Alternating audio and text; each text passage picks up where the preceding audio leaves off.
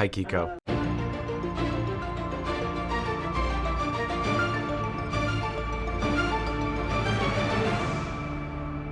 Thank you for taking the time. Thank you. My pleasure. Hi, Luke. How are you doing? Very good. Thank you Nice. very much for taking the time. Nice to talk to you too. Hey, so what did you experience with Caleb when you were making Dogman that not only made you want to make another film with him, but something as iconic as Dracula? I think I can make all my movies with him. I love him so much. He's a little genius, and it's so fun to work with him. It's so fun because he's totally free and he brings things, I don't know from where, but honestly, the connection is so good, and it's really Laurel and Hardy kind of a and it's just a pleasure. So we were on the set of Dogman, and we start thinking about what we're gonna do next together. Hmm. Dracula pump up like this. We drop a couple of names. The thing with Caleb, he cannot play a normal guy, like a doctor in a small city, or like this guy is a Ferrari. So he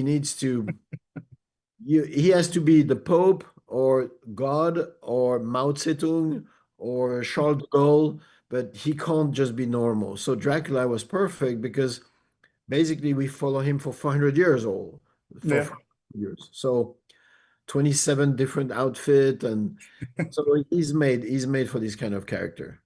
Now I know that I read that you didn't necessarily want to make another Dracula remake. So what was your intention going into this film with Caleb on your side? It's because when I read the book again and I forgot the romanticism. Everybody always talk about the blood and the horror and things, but a man who is able to wait 400 years just because he wants to see his wife one more time, it's insane. It's so romantic. And that was the drive of the entire film. The loneliness of this man and the love that he has for his wife. Yeah. Vampires in cinema, I think, are often placed into these romances or tragic love stories. In your estimation, what is it about vampires, not just Dracula, that makes them so compelling when they're exploring love or longing? I have no clue. What I can say is when you're immortal, you cannot love people because they will disappear. So how do you deal with all this emotion, for 400 years? Like you can't be in love anymore. So that's why he loved his first love, because he's not interested by any other woman. You began directing English language films with Leon. Was making films in English always part of your plan, or did that opportunity shape the trajectory of your career? No, I don't have any plan, to be honest, but when I start my first film was silent. Mhm. So I don't have the problem. But the numbers of actor and actresses that you can find in US or England is phenomenal. We have a Mhm. couple of good French actors, especially the actresses are very good in France.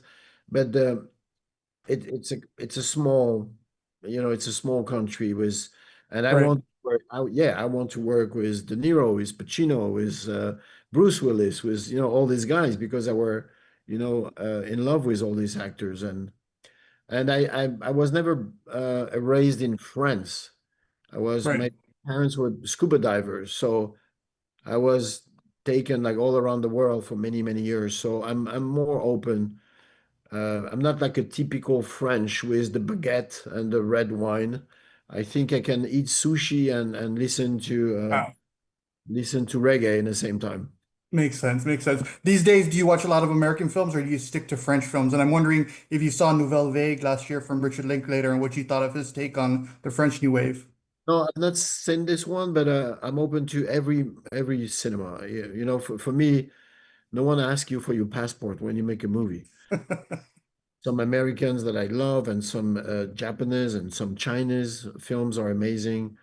From Russia too, like from everywhere. Like it's just a question of a artist, what they have to propose. When I watch a film, I want to feel the person. That's all. I want some truth, which is totally paradoxal because everybody knows that it's fake on the movie, but it's funny how we're looking for truth. You know, Hmm. it's like,